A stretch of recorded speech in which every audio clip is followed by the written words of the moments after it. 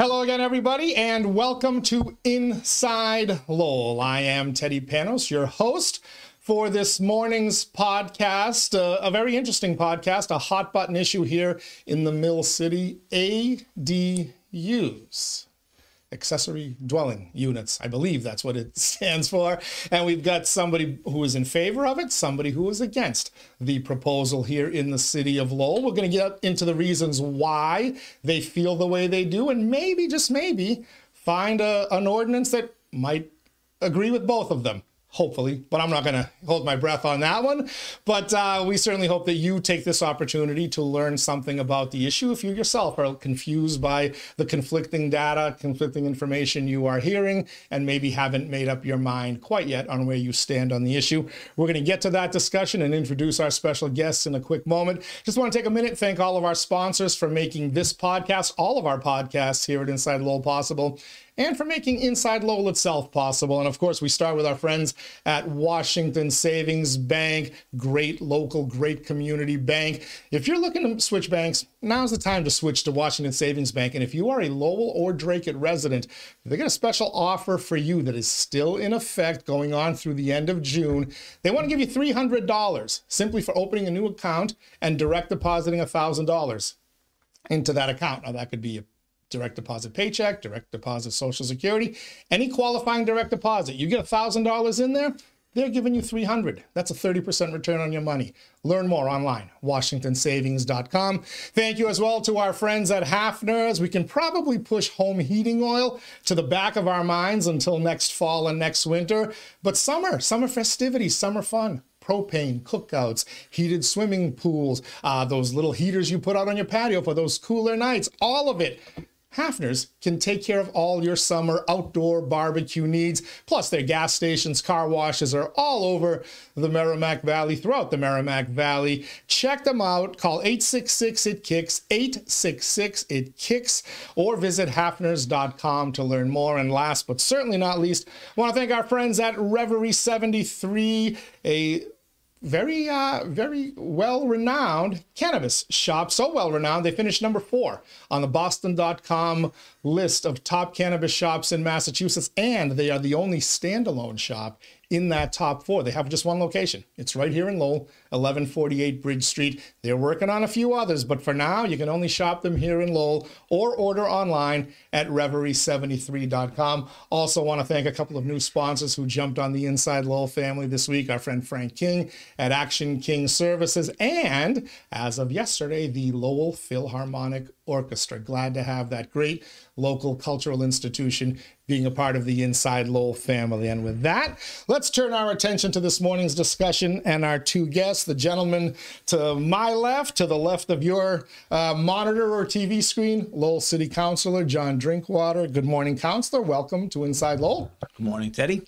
Great to be here. Great to have you here. Jerry Frechette is with us as well. Jerry has a number of roles, vice chair of the planning board in the city of Lowell. You're also a member of NEMCOG, have been for a decade now? Oh, over that, yeah. Over that, okay. And you've got a number of different things, and housing is really kind of one of your areas of expertise. So welcome to you. Glad to have you here. All right, thanks, Teddy. Glad to be here and appreciate the opportunity to have this format. All right. Now, fair to say, Jerry, you are not in favor of the ADU ordinance in the city. Councilor Drinkwater, you support the ordinance that's been presented up to this point. That's correct. Okay. Let me start with you, Councilor. Why do you think this ordinance, ADUs, are a good idea for the city of Lowell? Well, the biggest reason is really to address the shortage of housing that we have here in the city of Lowell. It's an issue that not only affects us here in Lowell, but statewide, and I would argue even nationally. And it really is something that I started to look at. And I would say after getting around the city, particularly during campaigns and talking to residents throughout the city, I really came to consider housing affordability as probably the #1 issue that I think is putting a strain on residents throughout the city. So I really started to look at that, look at potential policy solutions that the city council could take on, and really just ways to address the availability of housing in Lowell, the stock that we offer. One thing that became clear is that we're not producing enough new housing year over year to keep up with population growth, and that's really what's contributing to the supply and demand problem that's causing higher prices if you want to buy a home, and it's causing year over year rent increases. And I hear from residents in the city who reach out and say, you know, my landlord is raising my rent $500 a month. Can they do that? Is that even legal? I'm not going to be able to afford to renew my lease, and I don't know where I'm going to live. These are real issues that residents of our city face. So in looking at ways that the city council might be able to facilitate the production of some more housing through addressing our zoning laws is allowing accessory dwelling units to be built.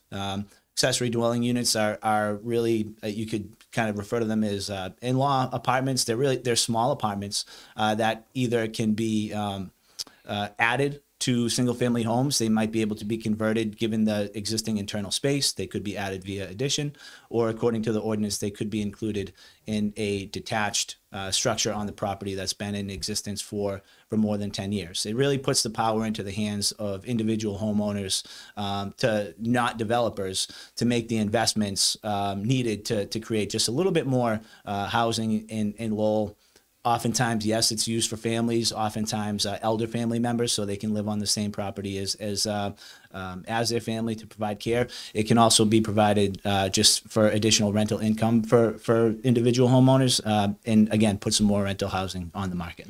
Jerry, why are you opposed? So what, you know, as they say, the devil's in the details. And I would agree, you know, housing is a regional issue, it's a state issue, it's a national issue, it's well documented here in the state of Massachusetts and in the region.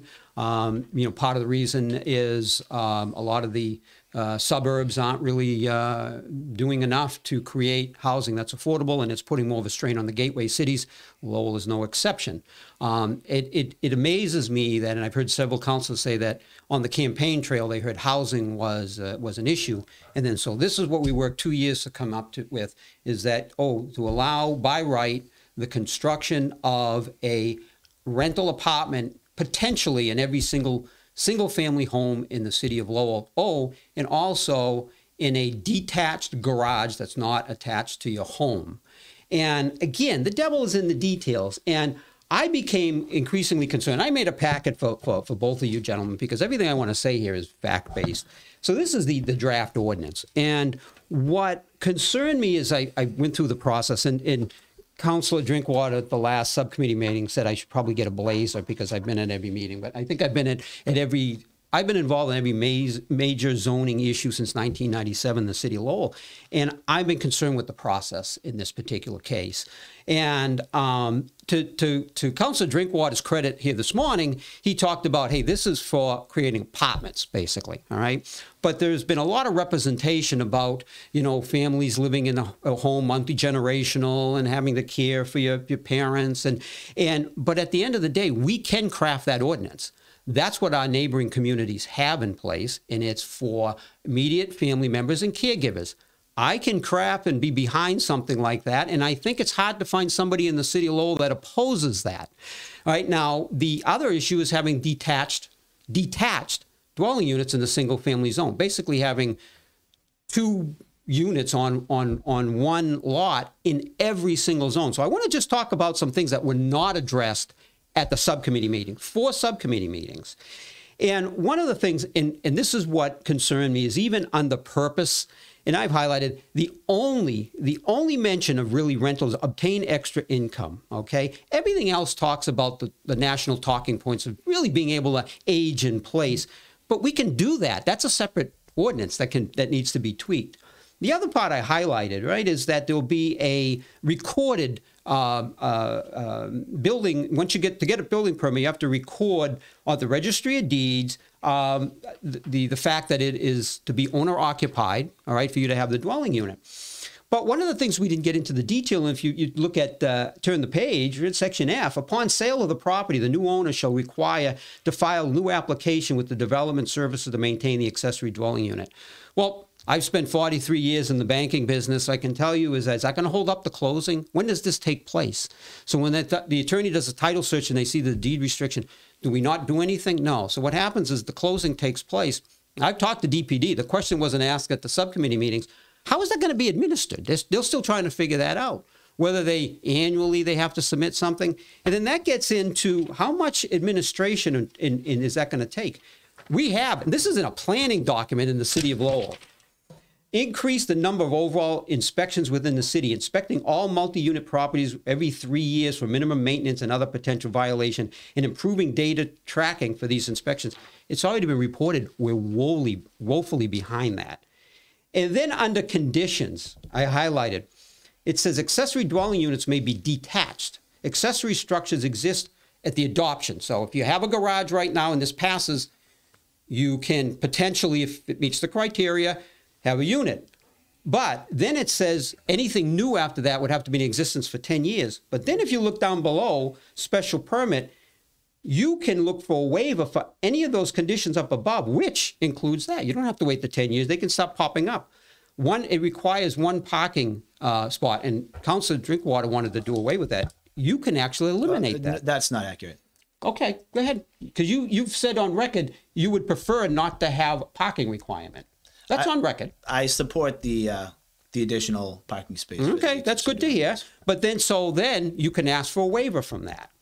So I think that we have to really think through, and then there's no mention here. If you're going to have a unit in the garage, does it have to look like a garage? Does it have to look? Other communities have put design guidelines, and then your setbacks. What I also included, section 4.4, your garages, accessory garages right now can be up to 5 feet from your property line and 5 feet for rear property line. Whereas your home has to be at least 20 feet from the rear, 10 feet, some of 25 on the side. So now you can have a dwelling unit 5 feet from your property line in a single family zone that when you bought in it, that wasn't the requirement. So I can go into other things I want to, but obviously I could go on for a long time on this. But these are things that concern me. All right, so we will. You both laid out a lot of information there, and I want to delve into some of it. Yep. So the detached garage, does the ordinance as constituted mean that the property already has to have a detached garage that is converted into a living unit, or can I go build a quote-unquote another unit that doesn't even have to be intended as a garage or anything of the sort? So if this ordinance were to pass, a detached structure like a garage that conforms with all of the zoning and setback requirements could be permitted to be an ADU if it has existed for 10 years prior to the adoption of the ordinance.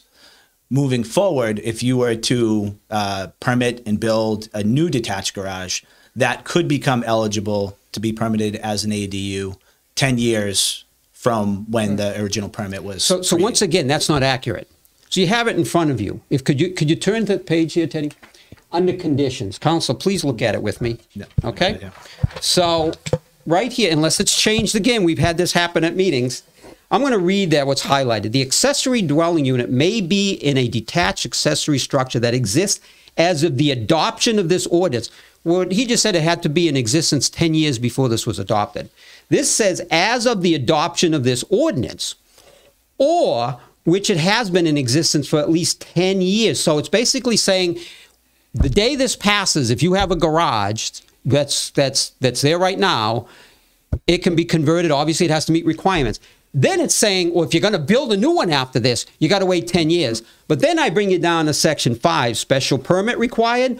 Oh, in the event the proposal cannot meet the conditions set forth in section 4.3.8.4, which is this whole area here, a special permit is required from the ZBA of a zoning board of appeals. So you can waive that.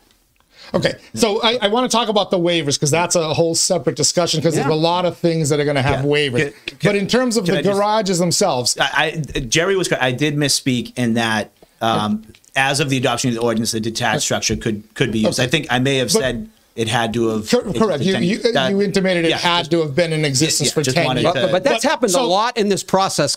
So what basically the garage has to have been there for either 10 years if you build it after the ordinance passes, if it passes, or it has to already be there. Correct. So people can't just go build a new structure once this ordinance passes. By right. By right. They'd have to file for a special permit. Okay.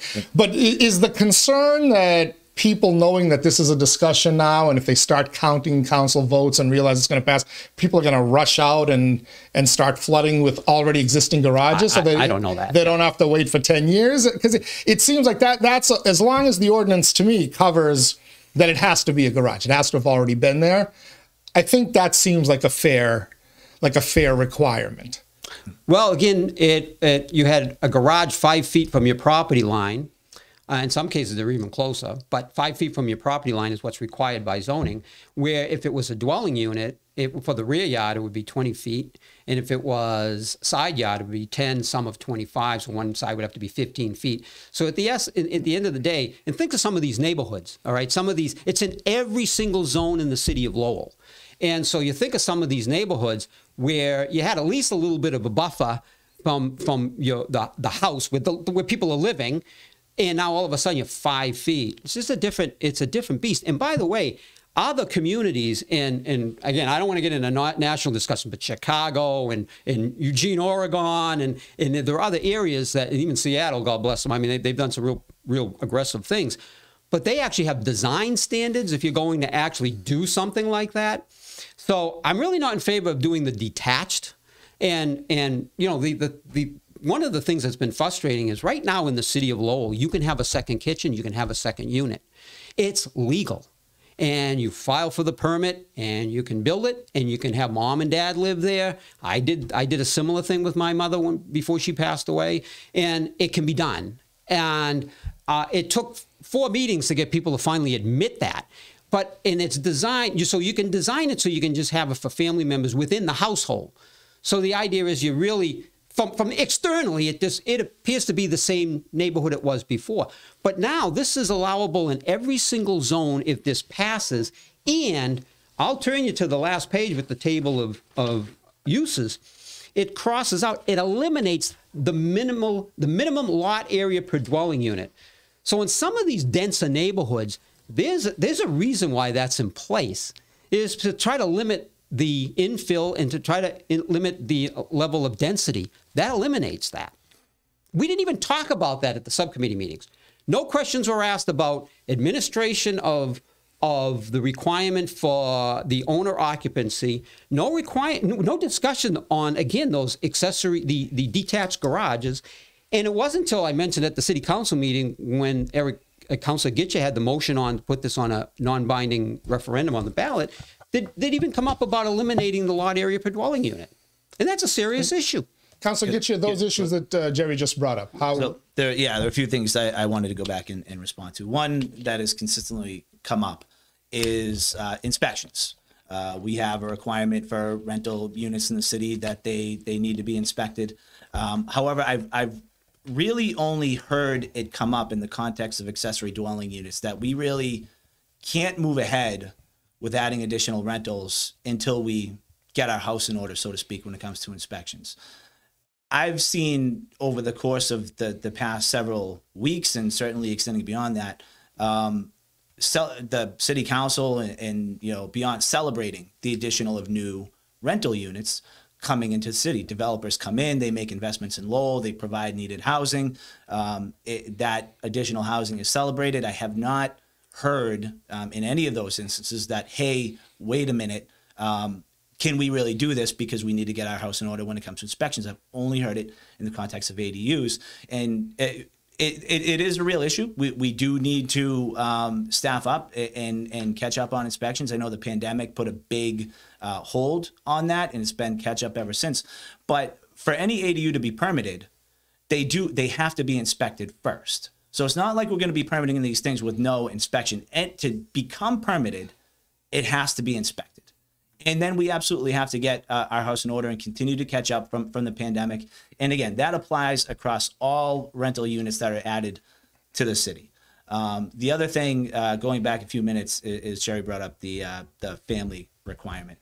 This is something that other localities are doing away with. I've said from the outset, this will be used in many instances to house members of one's family. That's how they're often used. It's why they're referred to often as in-law apartments. I've been very clear that another aspect of this is to bring on additional rental housing. So if a requirement that it has to be used for family is not something I would support. There a lot of the state of Rhode Island, for example, which defines ADUs in state law and allows them, took out the requirement in state law that they be restricted to family. A lot of other jurisdictions are doing away with that requirement to address the housing crisis. And other jurisdictions were brought up, and I think it's significant at how many other places are looking at this specifically for the reason to address the housing crisis. We're the only state in New England that doesn't, by state law, require municipalities to allow ADUs in single-family homes. There can be some restrictions by state, but New Hampshire in 2017 passed a state law making an ADU legal in any single-family home in the state. Maine did so last year. Both states specifically did this to address the housing crisis. As I said, Rhode Island did away with the family requirement. Connecticut also, by state law, allows an ADU in any single-family home. And if you look at cities and towns around us, at town meeting, just earlier, I think it was a week or two ago, Swampscott changed their ADU ordinance at town meeting to allow them to be by right and to add detached structures to the ordinance. The cities of Salem and Haverhill just recently passed ordinances. And if you look at how this was brought up in the city of Haverhill, the questions have been brought up about the process. This has been discussed in Lowell for years, preceding this term, by the way, but we did have 4 subcommittee meetings specifically on the topic.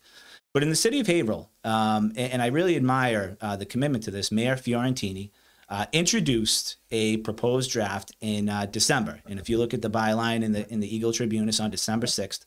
And there's a quote from Mayor Fiorentini that says, there's nothing that we can propose that some won't oppose, but this is a moral obligation to take small steps to provide more housing. And that's a quote I think really sort of encapsulates the reason why I think this is important. And then if you look at another byline after the city council in Haverhill voted 8-1 in favor of accessory dwelling units after they had held some subcommittee meetings, that was in March. So from December to March, the mayor had proposed a draft and the city council had voted 8-1. And if you look at that ordinance that was passed in Haverhill, a city I would say in many ways is very similar to Lowell. The ordinance is very similar. You can actually build a larger ADU in Haverhill. The maximum size is up to 1,200 square feet, whereas our draft ordinance limits the maximum size to 900 square feet.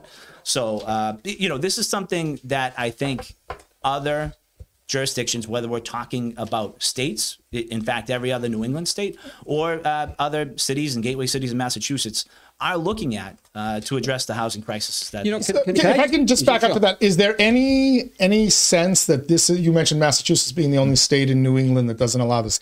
Is there any movement on Beacon Hill to actually make it a statewide thing? Because it would be ironic if we're sitting here, you guys are debating and the cities at each other's throats over this issue, and 6 months, a year down the line, the Commonwealth's going to come in because we know the governor has made housing a priority, and they're going to pass something. Is there any thought of that happening anyway? There is. So the state Senate had actually included language in one of their omnibus pieces of legislation last year. I believe it was the Economic Development Bill that would make ADUs legal statewide.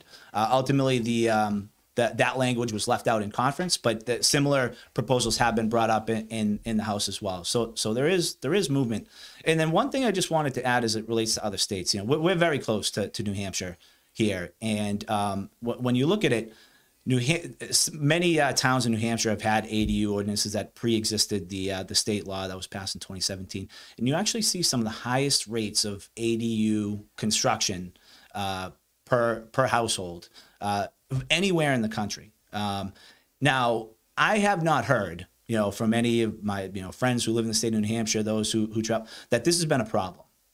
Cities like Hooksett, New Hampshire, I think most are probably unaware, has one of the highest rates of ADU construction of anywhere in the country, and that's largely because they've had an ordinance that has been in place for a long time. So it's very, very similar. The additional parking requirement, owner occupancy, just like we're looking at. But I'm not aware of any of these localities that have made this change that are facing pushback from residents saying, this is a disaster. Largely, these things exist. I would argue most Mass residents, many who are probably opposed to this, don't realize that they have this just north of the border. Yeah, so if I could just comment to that, all right? Because a lot of these communities, just like Councilor Drinkwater said, and by the way, here's everything in New Hampshire, and they have much better standards than we do. And you can go online and you can look at all of this up.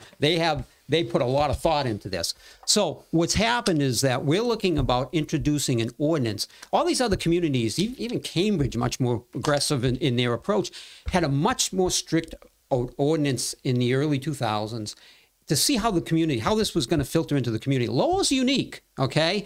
And the type of housing and the affordability of the housing. And there's a lot of investors. I mean, 58% of the housing units in Lowell are rental, okay? It's a different housing stock. So we have no idea how there's no way, Councilor Drinkwater and I sitting here cannot tell you how this is going to roll out in the city of Lowell. But what I can tell you is we've put together one of the least restrictive ordinances that I've seen looking around, and we have no idea how it's going to be adopted into the city. So to at least look at this and say, let's put something a little bit more restrictive in place. Let's see how this goes. And then if we need to tweak some of this, we can. That's not what we've done here. And in the city of Lowell, I can tell you right now, and again, from the financing perspective, people get owner-occupied mortgages, or they buy multifamilies and they get better terms because it's multi, and then they don't live there. So we've got to really take a good hard look at this. All right, let's double in on that, because you said investors. You talked about 52% of Lowell's housing stock. 58. Okay, but this ordinance says it has to be owner occupied. Right. Are investors really going to jump at this opportunity? I mean, I guess you could, instead of buying a traditional two-family. Yeah, so this typically that's one. You're allowed one bite at that. This is typically what happens. So is you buy even a two-family here in the city of Lowell, and you get owner-occupied terms. You may put less than 20% down. You get better terms on mortgage insurance. You live in it maybe for a year, a couple of years. Then you buy a single-family home, and you still keep it because you can. There's nothing that says you can't, but you got better terms for that. It's saying that you were going to live there. This is what's the issue is. You get somebody that converts one of these into an apartment, and then we talk about affordability. The cost of this is anywhere from $50,000 to $300,000 to convert this, and your taxes are going to go up. Some of the community, Councilor Drinkwater mentioned Salem at the council meeting. You look at their ordinance and you look at their minimum lot areas, and we're going to talk about that in the city of Lowell. You can't compare. When you start mentioning other communities, Hooksett, let's talk about the minimum lot area. Let's talk about the zoning that they have in place. It's apples and oranges. We have very small house lots here in the city of Lowell. We don't have anything like this in place at all. And we're talking about rolling out something that is the most least restrictive ordinance that I'm aware of in this area. Okay. I want to address the NIMBY thing, because that's a charge folks are throwing at those opposed to it. Sure. They say, look, it's just NIMBY. The other day we celebrated a 52-unit thing that's about to get built out in the Acre neighborhood, which, let's be honest, it's already overcrowded. Yeah. And nobody was opposed. You correctly said nobody worried about whether we have enough inspectional services people to inspect those properties.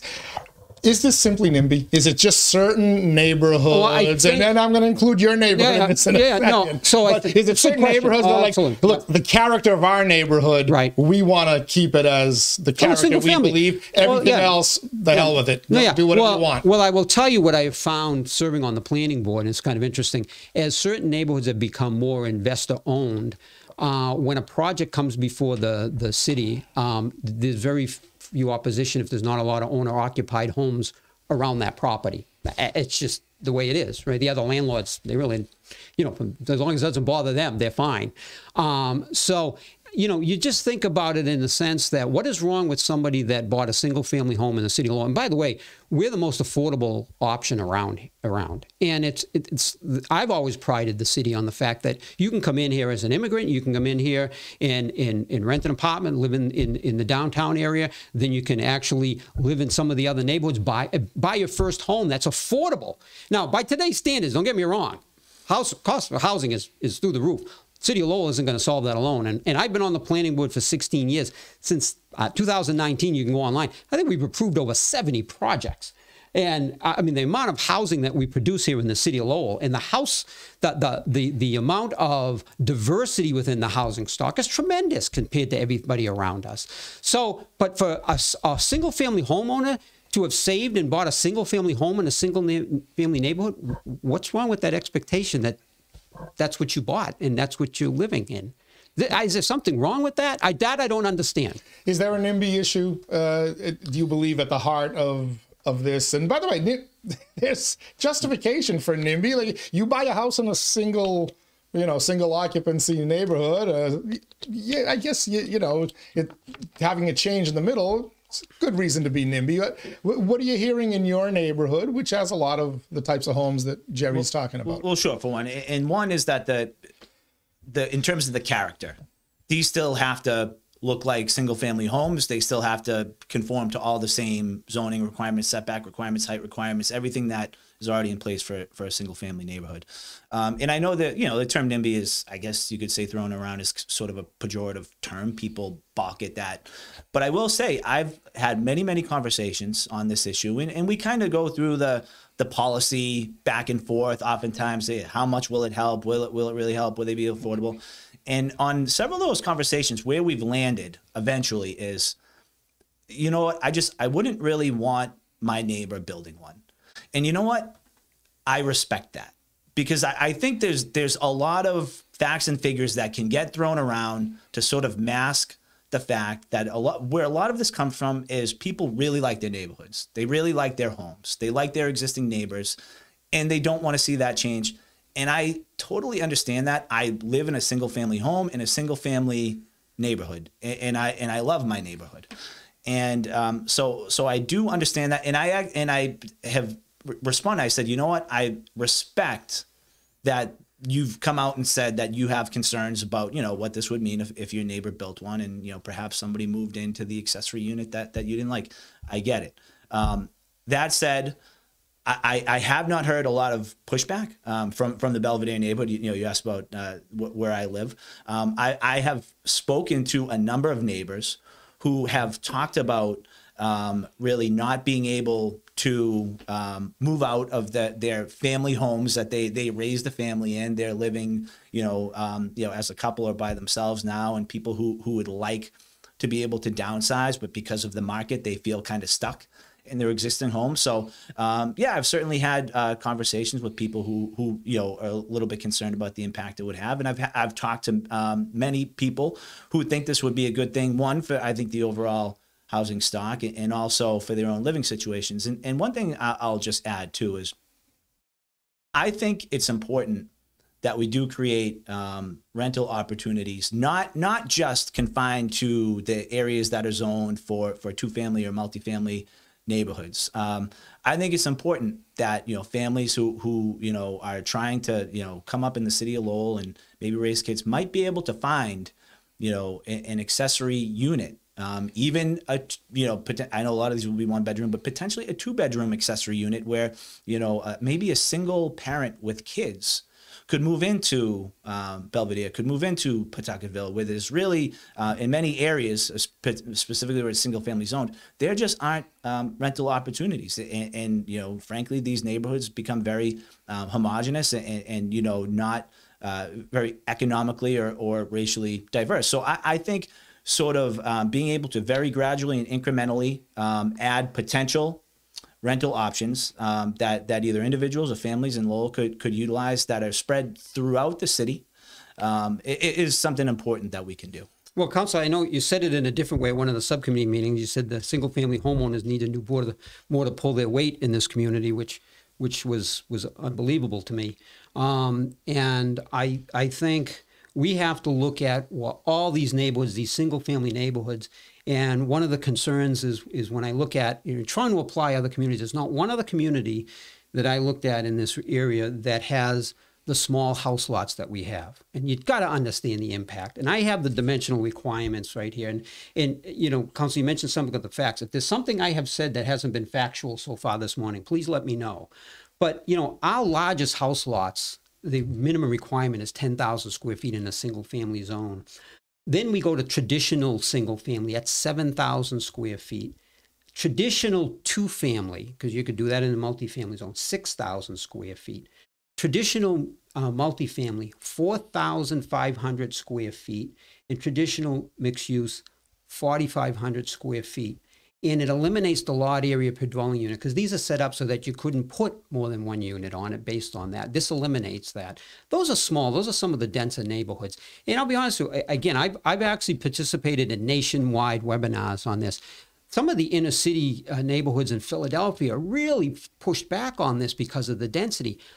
There has not been a real outreach in the city to get to neighborhoods so people can understand this. There really hasn't. The people that have been speaking up, and I know the council said, people that want something, people that want to be able to put the unit. I get that. They contact the council. Geez, I can't do that right now. I want to put a unit in my garage. How can I do that?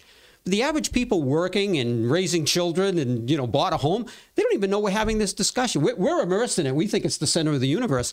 But at the end of the day, people don't understand. They don't know what this is going on. And the details we're talking about, the other councils in their defense, they rely on the zoning subcommittee to hash this stuff out. These are conversations that we just had this morning that were not had at the zoning subcommittee meeting. So when this gets presented as a draft ordinance, and now it's set for a public hearing at the planning board, my understanding is June 22nd, and it's going to go, I think, to the council July 11th, right? 2 vacation weeks of, July 4th and the next week after. I'll reserve comment on that one. But it certainly makes it difficult. But this planning board gives a non-binding recommendation. The city council can take anything coming out of there or not. We didn't even, I understand, and I didn't catch it, Councilor Robinson had a motion on last night to say, hey, let's try to understand the impact. When somebody comes before the planning board for reduced frontage on their lot size, we want to know, I want to know from the GIS map, what do the other lots around there look like? Do we know the total potential effects in the neighborhoods, especially these denser neighborhoods? Do we know it? We didn't even ask that question. So there's just so much that did not get discussed at the zoning subcommittee, and that's why I'm concerned that this got pushed along to the point that it's already coming to a public hearing. Let me try to get you guys to the negotiating table, because I believe with most political battles, if each side gives a little, there's a common sense. I prefer not to view this as a political battle. Are you just against ADUs? Period, Jerry? Is there an ADU ordinance that you could accept? And what is in this ordinance that you could accept as it's currently drawn? Sure. What is good and what would you change? Yeah, absolutely. So first of all, I would make it, again, let's roll it out to the community, okay? So let's have it, because what's palatable, people that haven't been paying attention, and I've talked to other councilors, well, people say, oh, I'm okay. I'm for, you being able to, your parents to be able to live there. What's wrong with that? I think you won't find people against that. I really believe so. So if you make it a family requirement. In caregiver. Okay. Now, is the detached garage, even if it's a family member or caregiver, is that off limits to you? Yeah, right now it is, okay? Because I think you have to think that through, whether you're going to have design standards, and right now I would not be in favor of that, okay? And I really think, and it becomes an issue, is in the design of this, and you should have like design standards even for this, is other communities have done this. You design it so that it's hard to monitor whether the homeowner is going to live there, regardless if you require annual certifications. And that's the reason. It's not because of, yet again, we talk about the inspections. This requires more to determine that it's owner occupied, right? So the concern that I would have is that you design it in a way that it's less likely that somebody would rent it out just to somebody that's not a family member. And you can do this. So it's a disincentive, not a guarantee, but it's a disincentive. But you can do that in the design standards. And then get something that we agree with, and then not have it subject to waivers. I mean, to me, that's at that point, why even have it in there? We're probably, and I've provided financing over the years, 40B units and other surrounding towns. I know what developers go through with other land use boards in other communities. We are very cooperative to deal with. Our zoning board of appeals, their record of approving variances is very, very high. And so I would much rather have something in place. So let's talk about that. One of the criticisms is if I'm a developer or if I'm a pretty well-connected Lowell resident and I've know some people at City Hall, know some people here, I can get my variance and I can do any of this stuff we're discussing now anyway. This opens it up and sets a uniform standard for everybody. No, is that an accurate criticism? No. I think that's way over the top. Okay. So, but what my concern is that the scenario that I mentioned, it's perfect. Is that somebody makes one of these, and then you know what, they want to live out in one of the suburbs, but they don't want to get rid of it. It's income property, so they keep it. And then they rent out the main unit. And if nobody's monitoring that, it's pretty tough to monitor. You can see that now. And if you happen, I don't know how much of that's going to happen, but I know in Lowell the potential is there. And if you happen to be the neighbor next door, calling a councilor up that says, gee, I didn't think that was going to happen. I thought we had safeguards in place. That's not going to make you feel very good. So to me, that is, to talk about just developers coming in and building them. I mean, conceivably, could they? Sure. But I mean, just for the sake of building them. But then think about the housing stock. And there's a great picture of Councilor Drinkwater and I with Jim Weil when he was retiring, right, together. So I have a lot of respect for the Merrimack Valley Housing Partnership.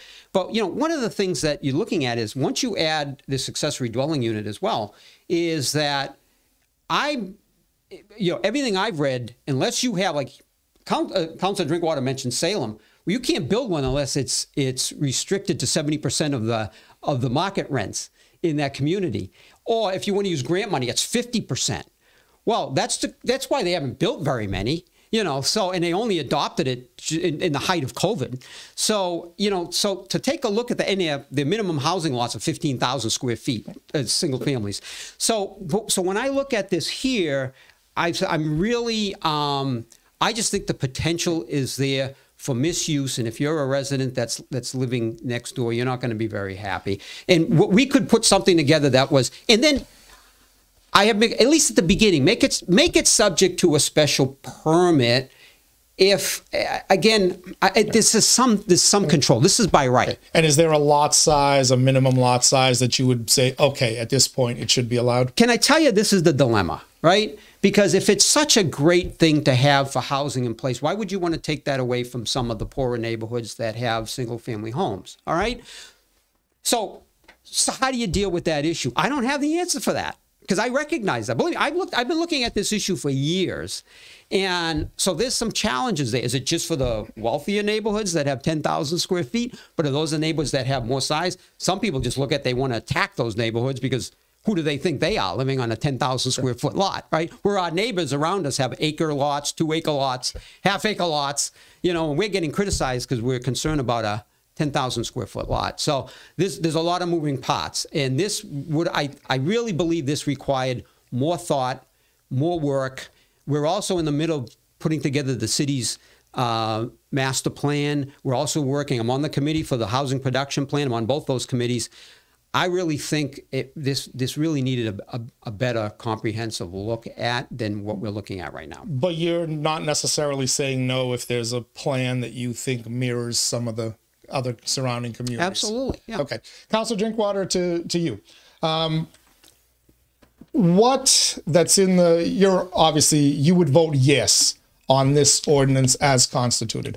What would you be willing to sacrifice and still say, you know what, it's, can't let the perfect be the, whatever that saying is, the perfect be to the detriment of the good. What would you be willing to sacrifice, change in this ordinance to get it passed, since you believe so strongly?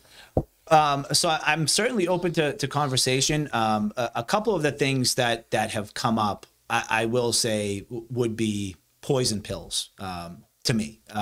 The family requirement, like I said before, jurisdictions are doing away with this to address the shortage of rental housing. So that's an area of this that I wouldn't be willing to compromise on to make it just a family or caregiver restriction. I do think this is something that needs to help address the shortage of rental housing that we have for current Lowell residents.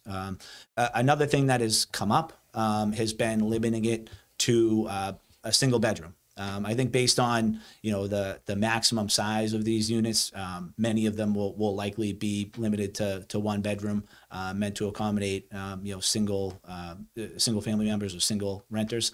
That being said, if someone can create a 2-bedroom ADU, I say why not open that up to somebody with kids? Obviously, for a 1-bedroom apartment, we have many parents living in 1-bedroom apartments with children here in the city of Lowell. Not that that's the best situation for them, but it's all they can afford, and the parents are oftentimes sleeping on a futon, and while the kids take the bedroom.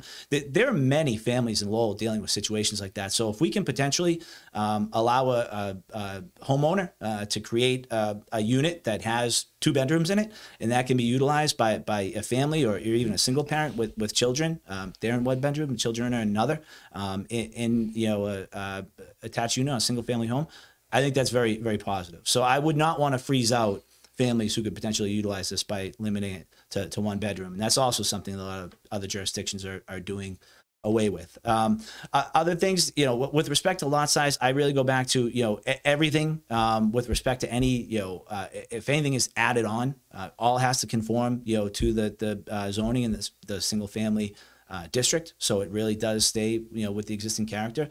With respect to the size, I mean, that was already something that had changed. There was language that, within the last few weeks, the Department of Planning and Development thought made sense to actually limit the maximum size of the units, so they can be no more than 900 square feet. That was actually something put in really towards the end of this that's more restrictive in terms of size, and that was something that I was fine with. I still think it's very fair in terms of size, but and again, but that's not so much something that was brought up through the subcommittee process. I mean, there was no I think language that was really brought forward by any of my colleagues in the form of amendments or whether it was during the meetings or between meetings. So I'm definitely willing to entertain discussions if councilors or members of the public have opinions. But we went through a lot of subcommittee meetings where there was a lot of public testimony, and it was really, I would say, boiled down to, I think this is good or I think this is bad, and there wasn't a lot of digging into the details. But I do find I think it's a very fair ordinance that I would definitely vote. Can I, because this is so typical of what's going on. Councilor Drinkwater. So you remember, I've been on NIMCOG for over a dozen years. So we had Chris Clutchman come in 2021 to talk about the housing choice legislation to the committee. Okay, because I have issues about the surrounding communities not doing their share, and we can have that conversation. I agree. But this was examples of zoning qualifying for simple majority for the change. There's another issue at the council. So our ordinance draft, that's correct. He's absolutely correct. It was changed to no larger than half the size of the main home or 900 square feet, verbatim. You know why, Councilor? You know why? Because the second bullet item is a zoning proposal allowing 1,200 square feet ADUs as a right would not qualify for a simple majority vote to change the zoning. So if they left that in there, it would need a supermajority vote by the city council. So by making that change, it's now just a simple majority. So this is what's going on all along, and you're relying on the average person not knowing or understanding any of this. And I'm not happy with how we got to where we are. But it does make the change, though, to something that's more palatable, though. Well, so just think that through. Think that through. So you know how many houses you can go online that are 900 square feet and smaller? I mean, I talked about the foundation size on something like that's a small ranch. Just keep that in perspective. Again, it's the maximum size became smaller, and the housing choice legislation was brought up. Actually, I'm glad that topic came up because I think this was a great piece of legislation that became law. It was originally proposed by Governor Baker, who really acknowledged the housing crisis as one of the major issues facing the state and recognized that in order to add more, many of the changes that could add more housing throughout the Commonwealth were being held up by supermajority votes, by local elected bodies or land use boards or whatever it might be. I think the legislation to change some of those zoning changes to a simple majority vote was a great and prescient piece of legislation that was then supported by the legislature and passed into law. It was a recognition that the state, in this case, had to do more to allow more housing to be built. And it was, I didn't agree with Governor Baker on everything. I always respected the fact that he really hammered home the issue of housing, and that we as a state and also localities throughout the state were not doing enough. And that extends to the suburbs. And the other piece of that legislation that he did was the MBTA Communities Act, which is forcing suburbs to now do more of their part. If they're an MBTA community, if they have access to commuter rail or other MBTA services, they now have to allow multifamily housing in proximity to those stations. That's very controversial in a lot of these places. But when it comes to a lot of the suburbs not pulling their weight, I completely agree with that. Many of them do have ADU ordinances, by the way, but they're absolutely not pulling their weight for this regional housing crisis that we have. So I think the governor, in this case, both pieces of that, the simple majority threshold, as well as the multifamily zoning and MBTA communities, was exactly what was needed. So I want to wrap this up. I know you want to respond to something real quick. So real quick, I agree with the MBTA communities. Okay, it's funny to watch some of the communities try to squirm their way out of this. But let me tell you, these are the minutes from the NEMCOG meeting when Chris Klussman came, and you can take this stuff, because this is what I take exception with the housing choice legislation. When I point blank asked, because I said right here that the wealthier suburbs aren't doing their part, and what is the administration going to do to monitor to see how effective, quantitative data, how effective this housing choice legislation was to say, hey, this created housing in communities where we said we needed to do more. You know what the response was? Well, the response was housing data is inaccurate, noting that communities are responsible for reporting the data, and some communities do a great job and others do not. They weren't going to track it, Councilor. So to understand that, as always, the gateway cities were going to bear the brunt of this, and they weren't going to track to see if some of the wealthier the neighboring communities were actually going to change zoning, and then how many zoning units came out of it. We saw how successful that was with Chelmsford's town meeting. It didn't pass. Because a simple majority in a city like Lowell, and at the time when this passed, was only 9 councilors, right? Versus town meeting, that was, supposedly that was the whole reason. It's tough to get a supermajority in town meeting. But they're still having difficulty making zoning changes, whereas a community like Lowell now, it's, just few individuals makes a difference. I mean, I'll say, in terms of the enforcement, I mean, there's a carrot and stick approach to this, and towns are going to lose their MassWorks funding. Well, I agree with the MBTA communities. The MBTA communities has some real ties to it and monitoring. I think that's a great piece of legislation. This housing choice legislation had a lot of things that put the gateway cities behind the 8 ball. All right, housing, we're going to do a future podcast. I'd love to have the two of you back and we can roll ADAs in. But I do want to wrap it up. Give you each a chance to kind of make your elevator pitch here, just in a couple of minutes. What's your argument against ADUs? What's your argument for? I let you start at the beginning, so I'm going to let you go first here. The argument against and just ADUs, like the subcommittee meetings, he always had the last word. So what I will tell you is that this process, to me, is still something that should have been ongoing. I think it's premature to put this forward. I think there's a lot of fuzzy facts that have been put in place to try to make this look like it addresses issues that they're talking about. I think a lot of people believe that the driving factor was to make it be, available for families to live in place and age in place and have caregivers. We can do that. When pressed, and now I give Councilor Drinkwater credit. He's making it very clear this is to create rental apartments and single family homes across the city. That's not the case with other people that are supporting this. So I ask everybody, if you watch this podcast, please tell your neighbors. I've called people that I respect and say, I don't care if you disagree with me, at least know what we're talking about and get the word out. I want people that disagree with me to get the word out, but get the facts right. We saw this morning, with all due respect to Councilor Drinkwater, the facts weren't always correct. And that concerns me a lot. And I can misspeak like the rest of them. That's why I brought all of this. But I don't think the facts are out there properly for people to fully comprehend what we're talking about. Councilor Drinkwater, what's your case for passing this ordinance? Before I move on, I just want to make clear, from the outset, I feel that I've been very clear, very direct. I always thought this was something that was needed to bring on more rental housing. One thing I did take exception to, and I think you know this, Jerry, is that you referred to the true intention of being masked.